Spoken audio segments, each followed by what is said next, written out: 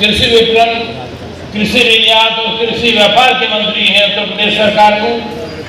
मैं उनका अपनी ओर से दिल की गहराइयों से स्वागत करता हूं। इस गोष्ठी में उपस्थित हमारे एमएलसी भाई धर्मेंद्र भारद्वाज जी, अश्विनी त्यागी जी, हरपाल सैनी जी, निदेशक उद्यान डॉक्टर भानु जी और सभी जिले के उद्यान विभाग के मंडल के अधिकारीगण, बहुत ही आदर और सम्मान के योग उद्यान प्रेमी किसान बंधुओं, नौजवान दोस्तों, मित्रों, प्रेस के साथियों, मैं अपनी बात शुरू करूं उससे पहले कल अहमदाबाद से लंदन जा रहे एयर इंडिया विमान हादसा हो गया और उसमें जितने यात्री सवार थे वो नहीं बचे। जहां क्रैश हुआ विमान वहां भी बहुत से लोग, मैं समझता हूं कि अभी पीड़ित हैं, उनमें से बहुत से लोग की मृत्यु हो चुकी। मैं सबसे पहले उन दिवंगत आत्माओं की आत्मा की शांति के लिए प्रार्थना करता हूं और जो उन सब दिवंगत आत्माओं के जो घर वाले हैं उनके प्रति अपनी हार्दिक संवेदना व्यक्त करना अपना कर्तव्य समझता हूं। और जो घायल हैं इस हादसे में, मैं उनके भी शीघ्र ठीक होने की कामना करता हूं। आज हम भारी मन से यहाँ इकट्ठा हैं। माननीय मंत्री जी इसका बार बार जिक्र कर रहे थे। मैं भी दोहराना चाहता हूं कि कार्यक्रम असमंजस भी हो गया था कि कार्यक्रम स्थगित हो या कार्यक्रम चालू रहे, क्योंकि बहुत से लोग आ चुके थे। लिहाजा ये निर्णय हुआ कि अब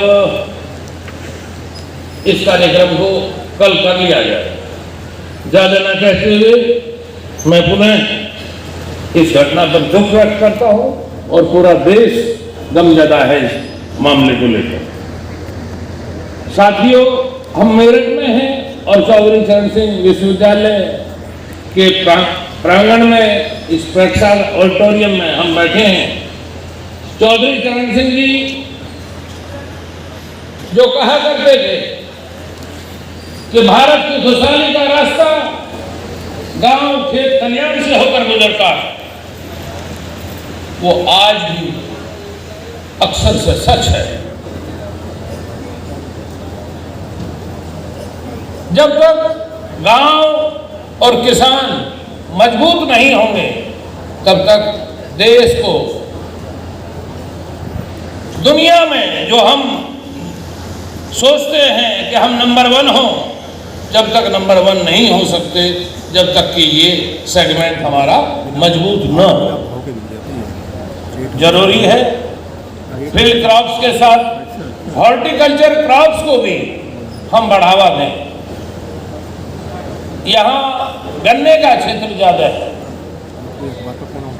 गन्ने के किसान एक बार बो देते हैं, फिर 2-3 साल तक गन्ने की कटाई करते हैं। चाहे फील्ड क्रॉप्स हो, चाहे हॉर्टिकल्चर क्रॉप्स हो, चाहे पशुपालन हो, जब तक किसान सारी चीजों को नहीं अपनाएगा, इंटीग्रेटेड अप्रोच किसान की जब तक नहीं होगी, तब तक वो उसकी वांछित प्रगति नहीं हो सकती। आज पशु नहीं है तो गोबर नहीं। अभी हमारे वैज्ञानिक, हमारे विशेषज्ञ बता रहे थे कि खेतों में हमें गोबर की खाद डालनी चाहिए। गोबर की खाद आए कहां से? जानवर तो कम होते जा रहे हैं। पहले बैलों से खेती हुआ करती थी, गाय भैंस बहुत थी, अब कौन करे? किसानों के बच्चे खेती से विमुख होते जा रहे हैं और विमुख होने के निश्चित कारण है क्योंकि खेती घाटे का सौदा होती जा रही है। आज सामान्य मान्यता यह है कि हमें अपने खेत के उत्पादन बढ़ाने के साथ साथ उत्पादकता को बढ़ाने की जरूरत है और जब तक आपकी औसत उत्पादकता और उत्पादन नहीं बढ़ेगा तब तक किसान खुशहाल नहीं हो सकता। अभी बहुत सी गुंजाइश है, हमने करके भी दिखाया है, लेकिन अभी भी हम कई देशों से, कई मुल्कों से, कई राज्यों से अभी भी पीछे हैं। मैं इस अवसर पर एक बात जो वैज्ञानिकों ने, विशेषज्ञों ने यहाँ बात बताई, मैं समझता हूँ बहुत उपयोगी बातें थी। आप उनको आत्मसात करेंगे और जो उन्होंने बताया उसका भी अगर आपने 10% अपने खेतों पे आजमा के देखा तो निश्चित तौर पे आप लाभ उठाएंगे, ऐसा मेरा विश्वास है। चाहे खेती गन्ने की हो, गेहूं की हो, सरसों की हो, चाहे आलू की हो, चाहे लीची की हो, चाहे मधुमक्खी पालन हो, सब में कुछ बेसिक चीजें हैं। बीज, पौध, बीजों का चुनाव सही तरीके से अगर किया जाए तो मैं समझता हूं कि बहुत से उत्पादन में, बहुत से 10 से 15% उत्पादन में वृद्धि हो जाती है सही बीज के चुनाव से और उसके सही समय पे उपयोग, बोने के समय उसका चुनाव किया जाए। कुछ अगेती प्रजातियां हैं, वो अगेती पहले बोई जाती है, कुछ पछेती है जो बाद में बोई जाती है। इसका सम्मिश्रण करना होगा हमें अपनी आवश्यकता और जरूरतों के हिसाब से। दूसरा, खेती में इनपुट होता है उर्वरक, खाद। खादों का जुडिशियस मैनेजमेंट होना चाहिए। यही नहीं कि आपने यूरिया दिया, डीएपी नहीं दी, फॉस्फोरस, पोटास और दूसरे माइक्रो न्यूट्रिएंट्स की भी जरूरत होती है। गोबर की खाद के साथ साथ आपको बायो फर्टिलाइजर और जितने न्यूट्रिएंट्स हैं खेती में उसका जुडिशियस इस्तेमाल होने की आवश्यकता है। ये बहुत महत्वपूर्ण कंपोनेंट है खेती में। इसके आगे अगर हम बात करें पानी की, हमारे बहुत से किसान हैं, मैं देखता हूँ फ्लडिंग करते हैं, खेत को भर दिया, रात में ट्यूबवेल चला, बिजली आई, ट्यूबवेल चल गया और पूरा का पूरा लबालब मेल तक खेत भर जाते हैं। ये उचित नहीं है।